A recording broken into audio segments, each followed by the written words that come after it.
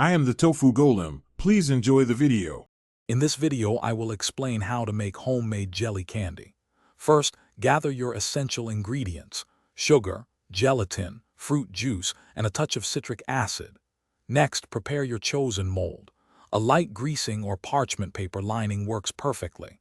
Accurate measurement of all components is crucial for achieving that ideal jelly candy texture and flavor. This initial setup ensures a smooth candy-making process. Now let's get cooking. Combine your sugar, fruit juice, and gelatin in a saucepan. Place it over medium heat, stirring continuously until the sugar completely dissolves. Bring the mixture to a gentle simmer.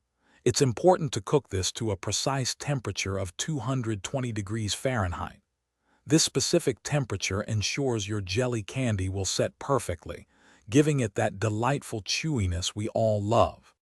Once your jelly mixture reaches the correct temperature, carefully pour it into your prepared mold without delay.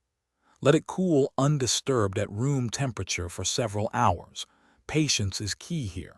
For a truly firm set, transfer the mold to the refrigerator for at least 2 hours. This chilling step is vital before you attempt to cut your delicious homemade jelly candy into desired shapes. Finally, gently unmold your firm jelly candy and cut it into small, uniform pieces. For that classic jelly candy look and to prevent sticking, toss the individual pieces in granulated sugar. This adds a lovely sparkle and texture.